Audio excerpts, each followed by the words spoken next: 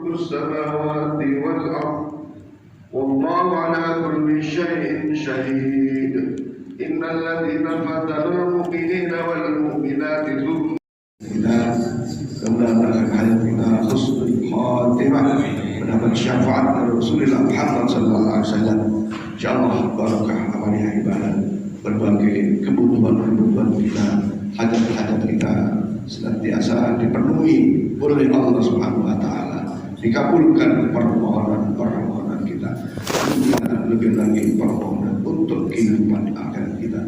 Amin ya rabbal alamin. Para teman sekalian, Pak Dr. Reva, Pak Dr. Julian Masa kembali duduk di hadapan kita. Berarti udah sebulan Pak ya? Tak terasa, begitu cepat waktu. Ya. Baru kemarin Sabtu, minggu lalu, akhir cepat.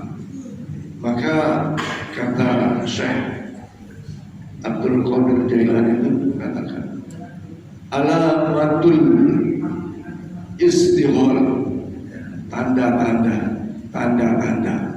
orang yang mendapatkan kerugian besar.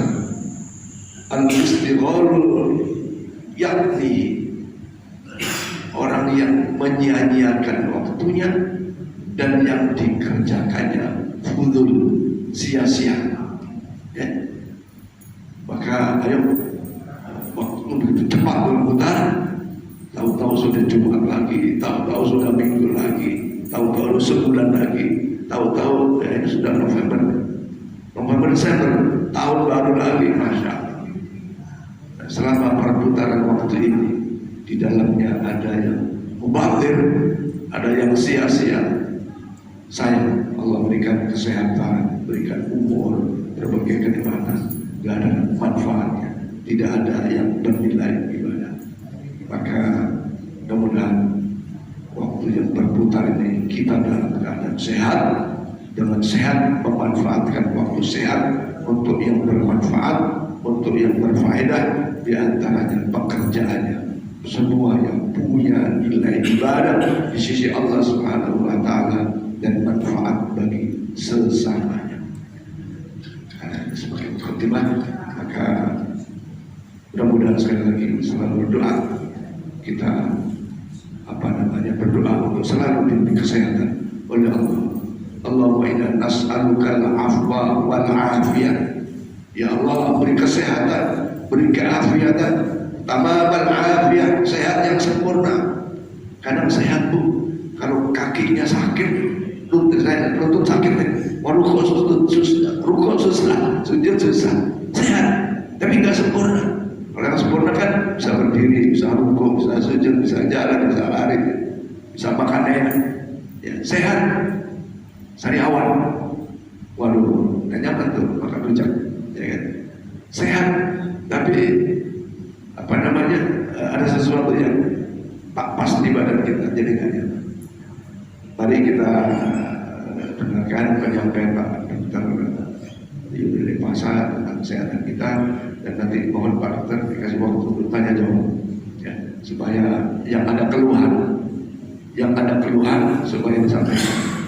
Ya, saya kira untuk mempersiapkan waktu kami sudah kenalkan untuk Pak Dr. Sebentar saya kira. Assalamualaikum warahmatullahi wabarakatuh.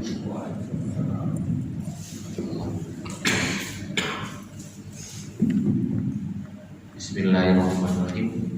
Assalamualaikum warahmatullahi wabarakatuh. Alhamdulillah, wassalatu wassalamu ala Rasulillah wa ala alihi wa sahbihi ajmain. Bismillah. Hari ini mungkin saya akan menyampaikan sesuatu materi yang bisa saja terkena ke keluarga-keluarga kita, yang muda, yang tua, yang masih bayi sekalipun,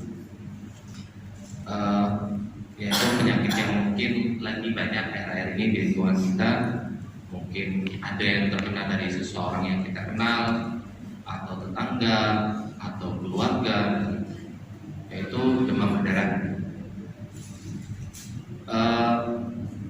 Akhir-akhir ini kalau saya lihat, mungkin penyakit ini agak tertutupin oleh giroh politik kita, ya.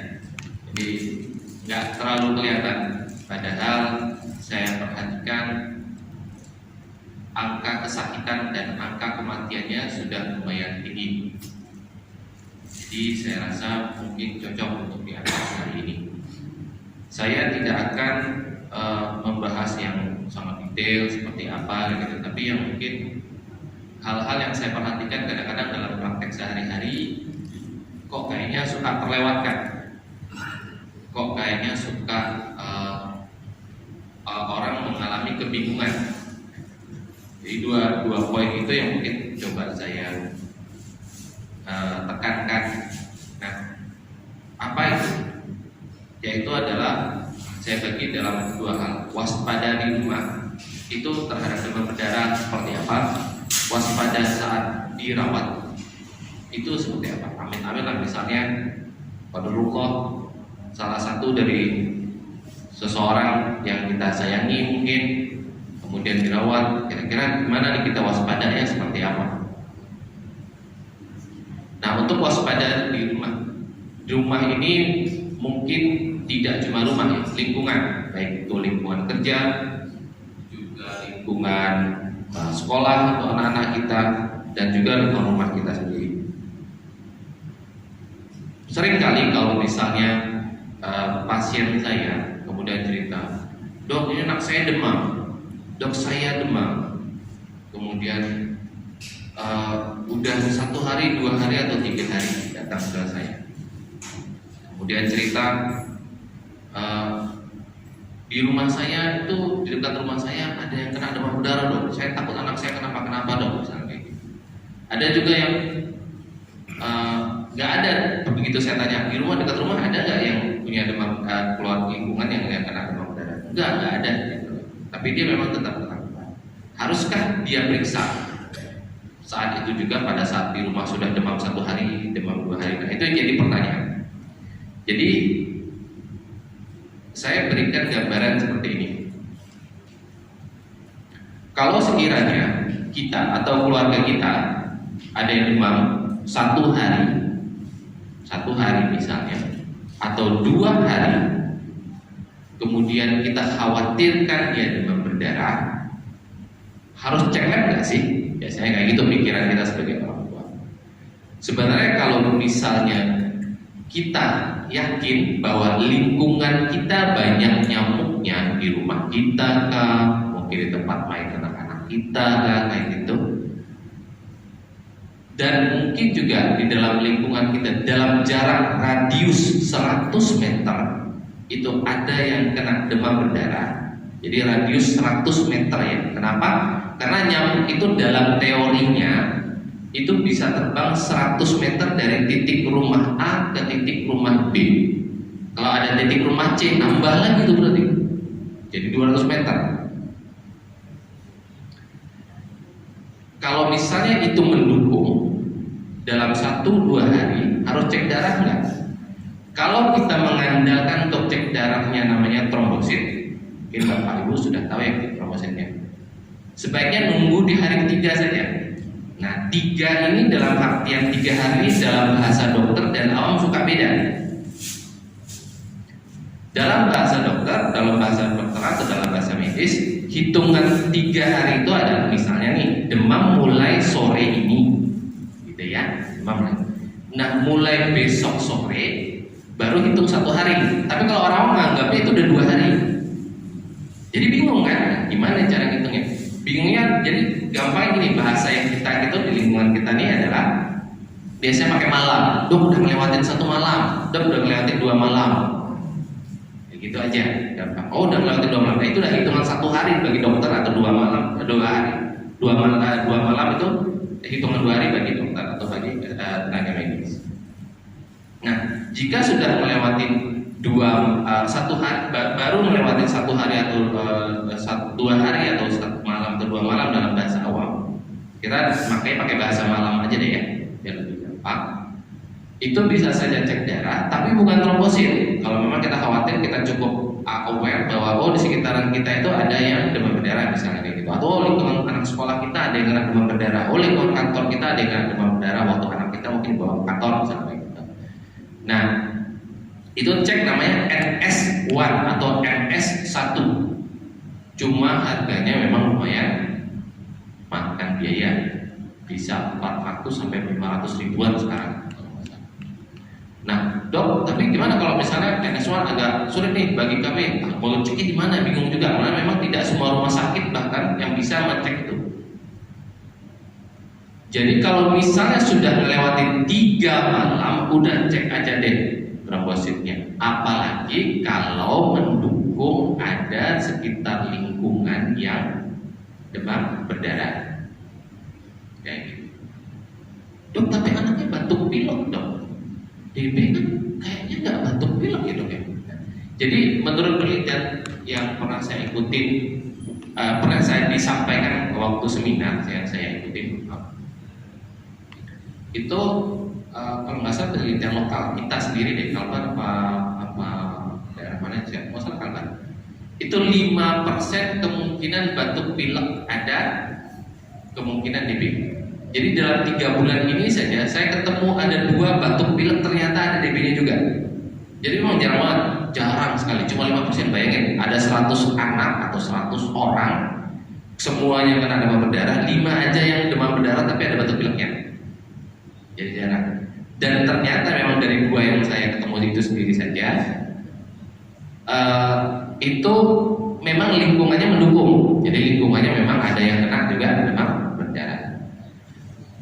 Seperti itu. Jadi harapannya adalah kita waspada di rumah itu kalau udah melewati 3 hari, cek aja nggak apa-apa. Kecuali kita cukup yakin rumah kita jaga banget, anaknya kita pakai lotion atau apa, minyak telon, minyak sampai atau segala macam kayak gitu misalnya, silakan saja. Tapi kalau memang nggak yakin mau cek silakan, cekkan saja. Kemudian waspada yang saat di rumah sakit seperti apa sih? Amit-amit misalnya nih ternyata dirawat inap.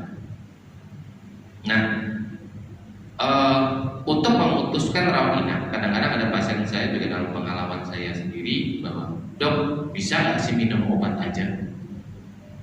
Bisa nggak sih dok di rumah aja? Dok bisa nggak infus di rumah, ada juga kayak gitu.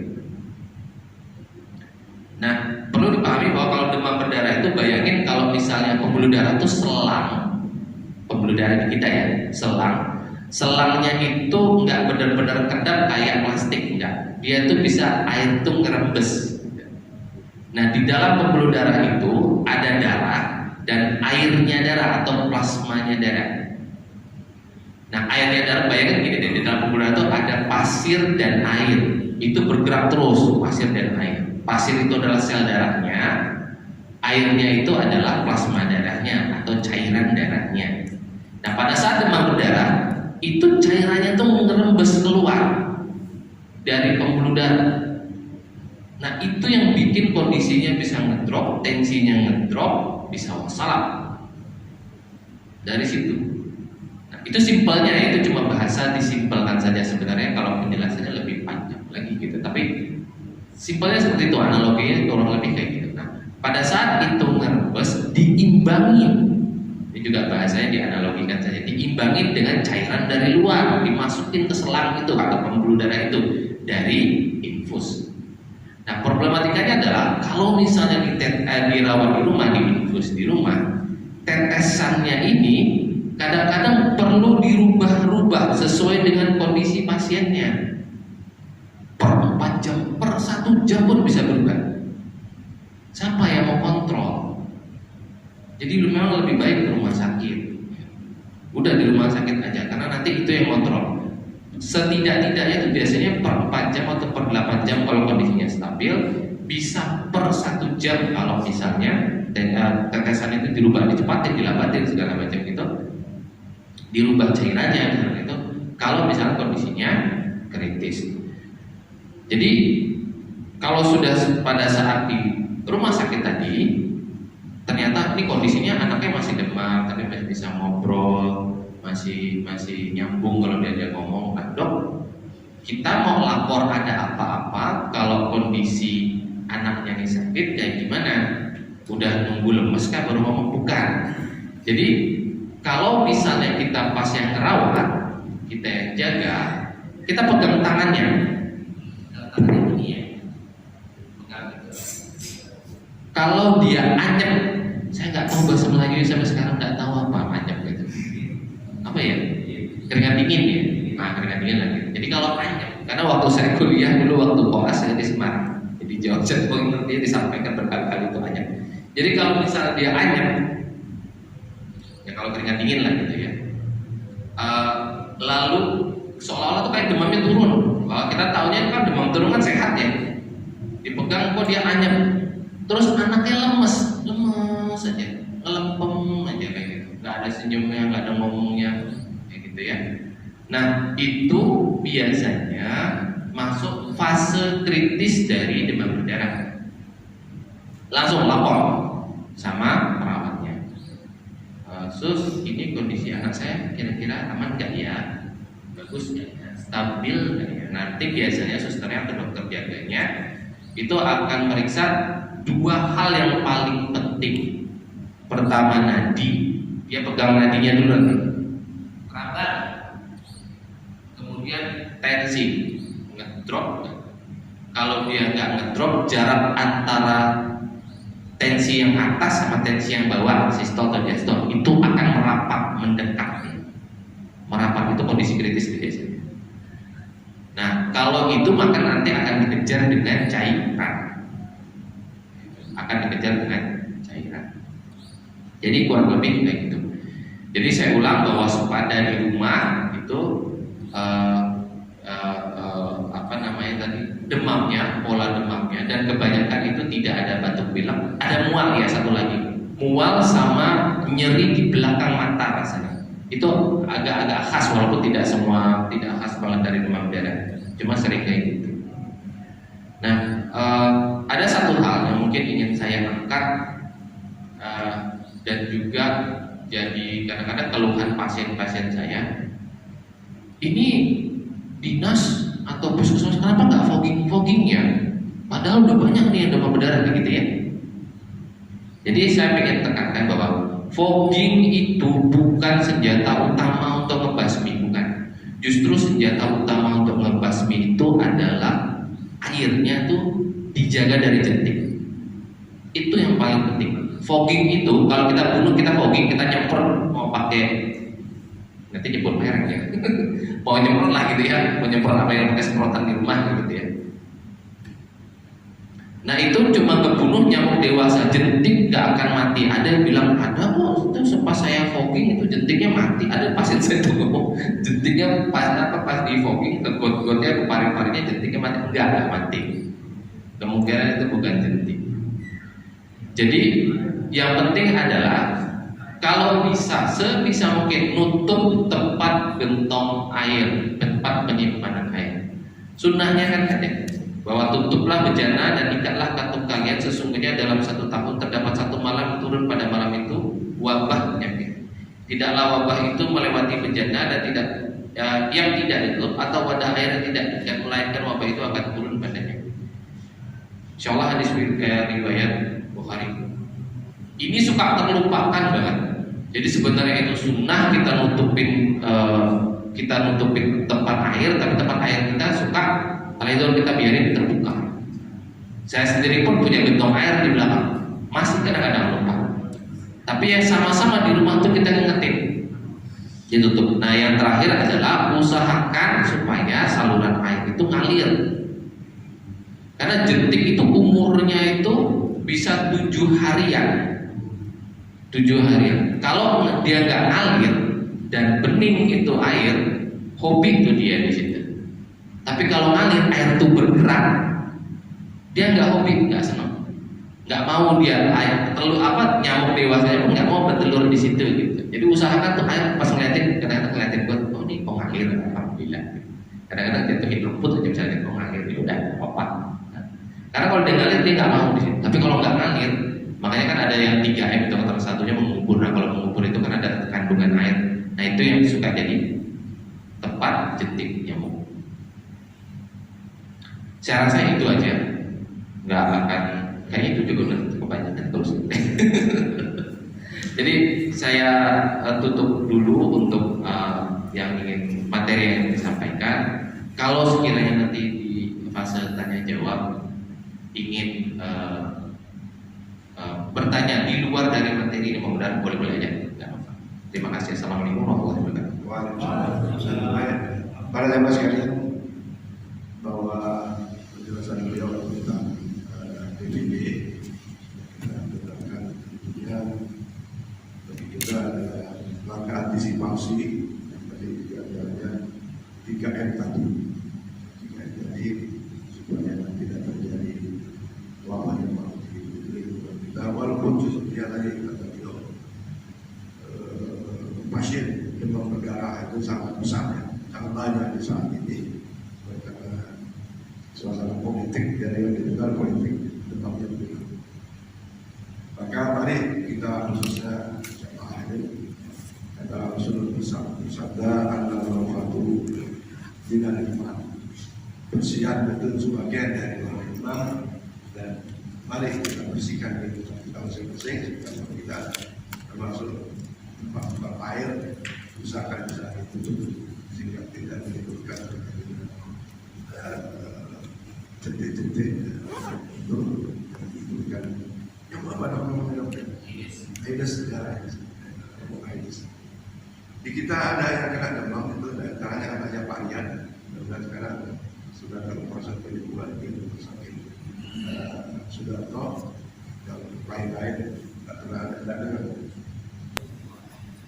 ada yang saya tanyakan ini di luar dari konteks tadi ya, yang tadi kesempatan juga boleh gitu ya. Ini menyangkut masalah lansia. Jadi contohnya seperti saya ini sekarang agak sakit di pundak sebelah kanan. Itu setelah saya cek periksa ke rumah sakit, ternyata banyak sekali orang yang seumur-umur saya atau 50 tahun ke atas itu terkena sakit seperti ini. Jadi kalau menurut istilahnya dokter itu frozen atau pembekuan ya, frozen.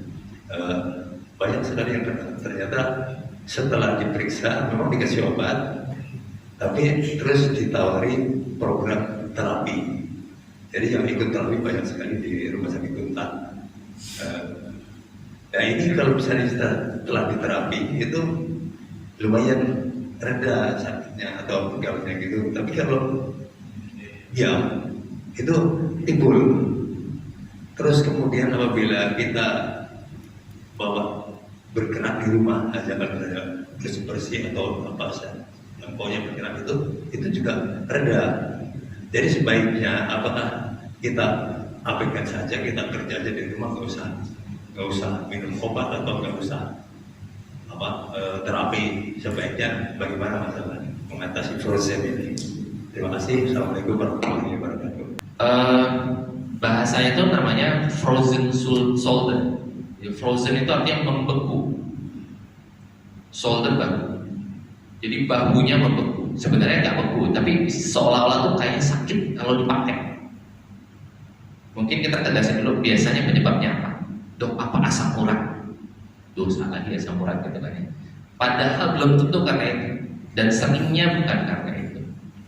Jadi itu setiap rematik itu memang banyak jenisnya. Salah satunya asam urat. Tapi itu bukan frozen shoulder, bukan. Kita sempitkan lagi ke frozen shoulder. Nah, frozen shoulder seringnya terjadi pada disebabkan oleh karena gerakan yang tiba-tiba kuat yang melibatkan bahu, misalnya nyangkul, jalah, kayak gitu ya. Kemudian mungkin mengayunkan, misalnya pemain tenis atau habis mukulin orang, misalnya kayak gitu. Jadi ini sentakannya kuat, misalnya sentakannya kuat atau sentakannya kuat, itu bisa sakit. Nah, kalau dia sakit, berarti ada cedera, proses cedera di situ. Nah, di dalam bahu itu kompleks juga, ada otot putih namanya ligamen, itu ngikatin sendi. Ada pelindung ligamen namanya bantalannya namanya brus. Itu bisa terlibat gitu, dia meradang. Nah, kalau dia meradang dan sakit, idealnya adalah nggak dipakai sama sekali itu bahunya, idealnya. Apalagi kalau lagi sakit-sakitnya. Tadi Bapak bilang misalnya kalau dipakai malah jadi enak gitu ya. Nah, Nah, diingat dulu sebelum dipakai masih nyeri enggak? Karena kalau dia memang masih nyeri, jadi idealnya memang enggak terlalu banyak digerakkan untuk gerakan-gerakan yang seperti menyentak nanti. Karena dia akan makin cedera nanti. Apakah harus fisioterapi? Apakah harus pakai obat saja atau pakai dua-duanya? Tergantung kondisinya sebenarnya. Karena itu nanti akan menilai itu sebenarnya dokter. Misalnya derajat nyerinya berapa? Dari 1 sampai 10 berapa derajat nyeri? Biasanya kalau seringnya kasus yang saya temukan pribadi tidak pakai fisio, dengan obat saja pun biasanya cukup. Cuma begitu tidak ada perubahan, misalnya mau fisio, oke silakan. Jadi kalau mau dengan fisio boleh saja, dengan obat boleh saja, tergantung kondisinya. Jadi kalau perkembangannya tidak baik, memang lebih baik dengan fisioterapi. Karena fisioterapi itu biasanya tidak saja istilahnya kayak disinar, gitu kan tidak ya Pak. Kadang kita dilatih supaya ini gitu ya. Kemudian perenggangan gitu kan, kayak stretching ya gitu. Itu supaya memang kayak tadi otot-otot putih ligamen tadi itu terlatih. Kayak gitu. Jadi dipahami kalau misalnya tiba-tiba lagi kita kerjain sesuatu kok sakit, misalnya kita punya berarti penyebabnya dari situ. Lanjut untuk pertanyaan Pak Sutowo ke pertanyaan saya. Pertama, beberapa bulan lalu saya punya ini sudah kayak kebas. Cuman karena merasa belum, karena biasa aja. Yang kedua, saya itu suka minum jamu herbal. Kalau nggak minum, jadi lutut pada kaku gitu. Itu apa maksud saya? Apa ada istilah kecanduan yang atau gimana? Kira-kira yang jelas ini saya periksa asam urat, normal, tapi kaku gitu, disendi-sendi. Tapi begitu dikasih obatnya, saya juga dikasih juga namanya saya sebutnya Awon Sakti. Ini memang kita tak beredar di apotek, ada nama suntik, tak beredar di daerah melalui apa namanya aplikasi. Pertanyaannya adalah kalau tidak minum itu 2 hari 3 hari tadi orang kaku gitu.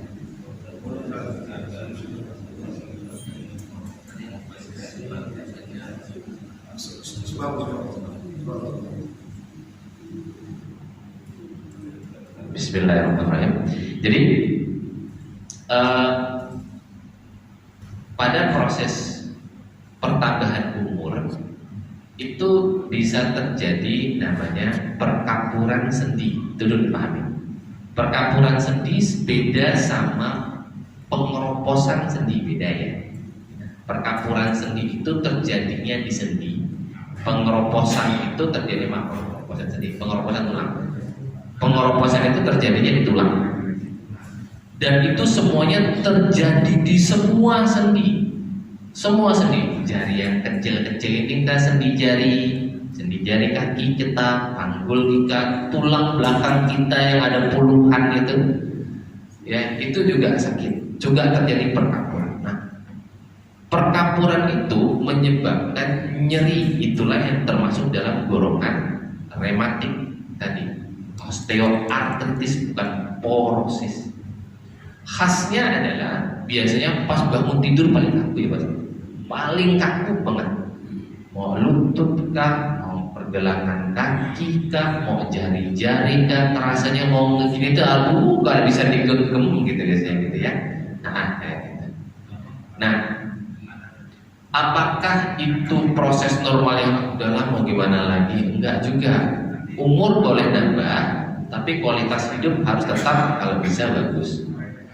Jadi yang suka ditanyakan juga, boleh nggak sih dok pakai herbal, aman nggak sih?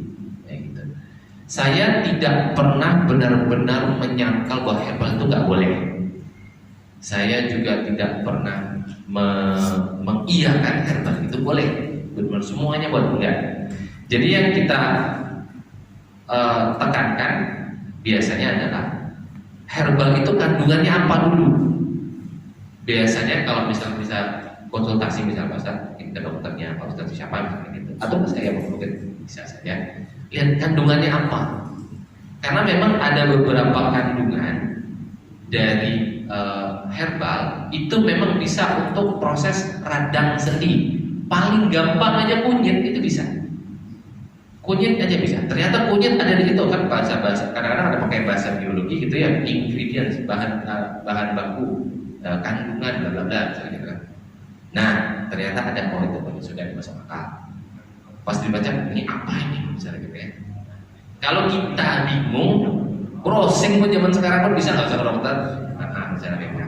Jadi browsing pun bisa. Nah, cuma adalah hati-hati kalau misalnya memang obat itu kita tidak tahu asal usulnya, memang agak ribet. Karena apa?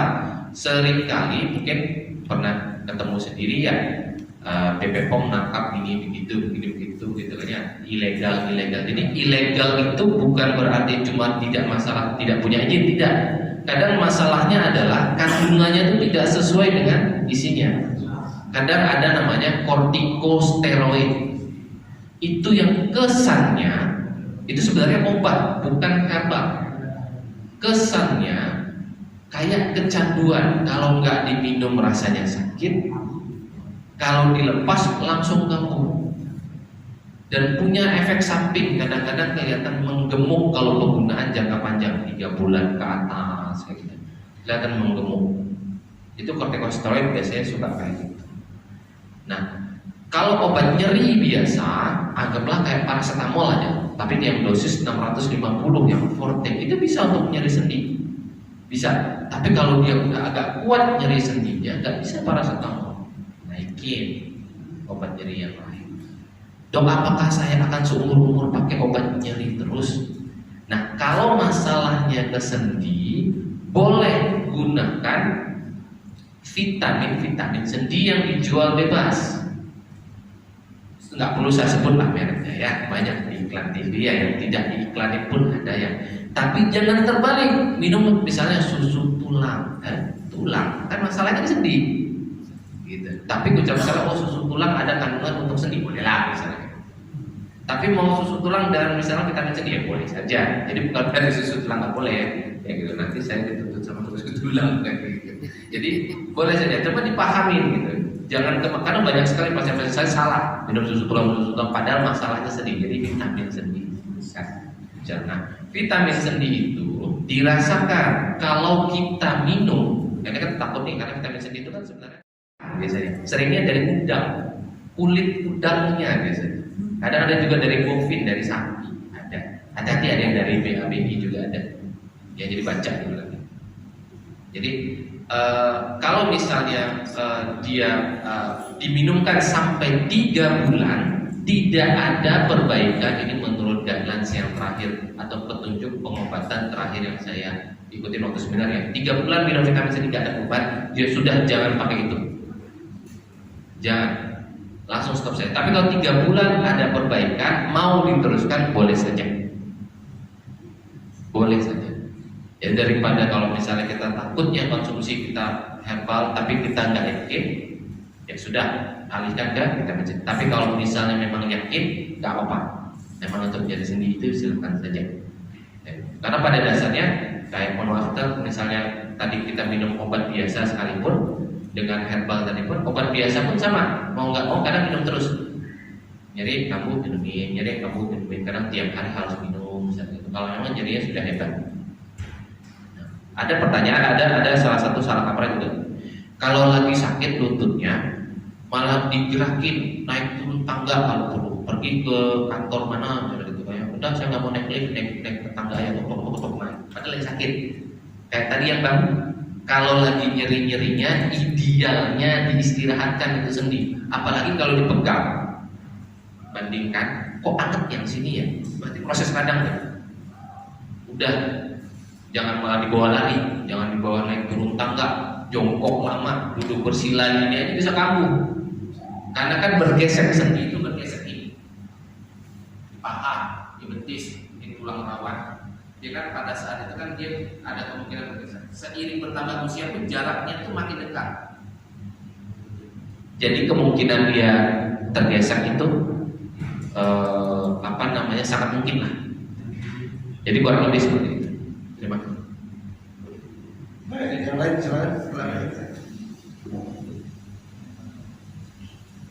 Sofian, ada pertanyaan? Sofian, Ibu? tiba dokter yang ingin saya tanyakan, saya sering sakit pinggang dan saya sopir air minum air putih dan sudah lupa juga. Tapi saya sering kalau saya lupa makan itu kacang-kacangan, tahu, tempe, kacang panjang itu, saya lupa itu pasti gampang kena gitu. Apakah itu asam urat atau memang itu gejala yang tadi itu? Terus yang kedua, dokter, kalau saya makan ikan yang di asin itu berupa alergi, apa emang tidak boleh makan seperti itu atau dikurangi? Sekian, terima kasih Pak Dokter. Assalamualaikum warahmatullahi wabarakatuh. Yang soal tempe, kacang-kacangan dan sakit sudah pernah cek belum darahnya sebelumnya Pak? Cek di sini atau yang ambil darah vena sini? Belum. Baik. Jadi beberapa jenis kacang-kacangan. Ini kacang-kacangan ini dalam medis itu ada dua kiblat. Maksudnya ada dua pendapat. Kadang ada yang masih menganggap bahwa yang kacang-kacangan itu tinggi, bisa menyebabkan asam urat juga naik. Ada juga yang tidak. Yang kadang kita lupakan adalah sebenarnya yang lebih bikin bermasalah itu bukan kacang-kacangan, itu adalah jeroan. Nah, kadang kita makan tempe tapi jeroannya anti ambelat, itu ya nikmat, apalagi sambal ati, gitu ya Pak, yang nikmat. Nah, itu yang biasanya justru suka terlupakan. Jadi kalau dalam saya sendiri itu ngambil jalan tengah biasanya. Kacang-kacangan itu biasanya akan saya suruh hindarkan ke pasien. Kalau memang lagi tinggi, kalau normal boleh saja, tapi selang-seling. Jangan misalnya kayak gini, hari ini makan kacang panjang, besok makan buncis, besok makan kacang hijau, besok makan kacang tanah, lagi nonton bola gitu ya. Kayak gitu. Jadi jangan kayak gitu sih. Besok lagi takut tempe, terutama itu tempe sih memang. Biasanya banyak pasien yang ngeluhnya tempe. Saya sendiri itu tidak pernah ada membaca bahwa kalau makan banyak kacang-kacangan lalu itu tinggi, enggak. Jadi kebanyakan itu yang biasa dibahas itu adalah nomor 1 itu jeroan, nomor 2 bayam. Ini masih banyak yang belum tahu. Bayam itu musuhnya asam urat. Yang tidak orang tahu juga itu makarel dan sarden, baik itu kalengan, baik itu segar, baik itu beku, makarel dan sarden itu juga asam urat. Yang juga orang suka nggak tahu adalah sop tulang atau sop kaldu daging, kaldunya, bukan kaldu blok. Kalau kaldu blok itu biasanya nggak terlalu tinggi, tapi kalau misalnya kita makan bakso pakai tulang, tentukan yang ada tulangnya atau siap-siap aja. Siap-siap didatengin kayak gitu ya, bakal tinggi itu asam uratnya biasanya. Nah, jadi isi perut itu nomor 1 lah. Ada pasien saya pernah ketemu 17 asam urat, normal itu laki-laki 7, dia 17. Ceritanya ternyata pernah kerja bareng orang jual soto babat atau apa gitu, kue babat gitu. Jadi tiap hari makan istri salah, kena pasti kayak gitu ya. Jadi kurang lebih satu lagi tadi, mohon maaf, alergi ya, ikan asin ya, itu bagus banget itu pertanyaan. Oke. Jadi ikan semakin gak segar ya, misalnya beku, itu akan mengeluarkan zat namanya histamin dalam dagingnya. Nah, itu akan bisa menyebabkan alergi ke kita. Ada protein-protein tertentu yang nanti dia muncul, nanti menyebabkan alergi. Loh, kok tetangga saya enggak, kok keluarga saya enggak, anak saya aja enggak makan ikan asin jambal lagi enak gitu lagi ya. Karena memang setiap orang punya batasan yang berbeda-beda. terhadap zat itu tadi. Ada misalnya saya kasih gampang, ada orang yang genetiknya memang punya alergi, kena debu aja bersin kan ya. Nah, gitu juga ya kan.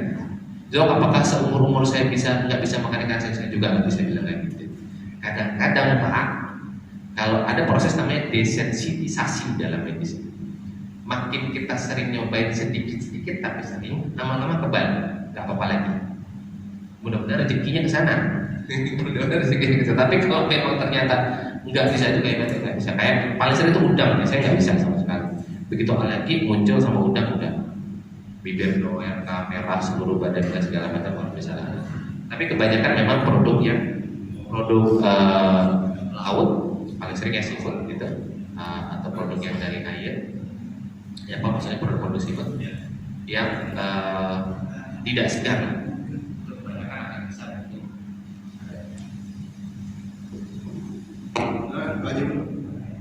Assalamualaikum warahmatullahi wabarakatuh. Pertanyaannya berbegini, kami orang awam dalam istilah kesehatan ini kayaknya betul-betul ngeri dengan macam-macam penyakit ini.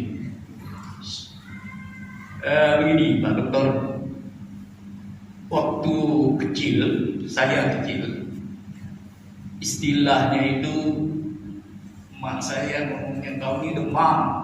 Nah, jadi demam memang betul panas tinggi, tapi tidak ada disebut berdarah. Berdarah itu tidak ada sebutannya. Nah, sekarang demam berdarah. Itu yang berdarah itu yang membuat saya, anak saya ini ngeri. Nah, mungkin ibu-ibu gitu, ibu berdarah itu. Nah, kami bertanya, apa sih yang berdarah itu? Di mana sih letaknya? Nah, sehingga demam berdarah ini nomor sekian daripada pembunuh. Nah, itu. Yang kedua, pertanyaan yang kedua ini masalahnya ada pecah urat pembuluh darah. Ada pecah pembuluh darah lah bagi yang usia itu. Kemudian yang ketiga ada yang namanya prostat lah. Nah, terima kasih Pak. Bismillahirrahmanirrahim. Baik, 3 berarti ya, berdarah, prostat, satu lagi tadi pecah. Oke, baik. Soal berdarah dulu, demam berdarah. Kenapa demamnya pakai berdarah? Kenapa nggak demam atau pilek? Kenapa nggak demam COVID misalnya gitu ya?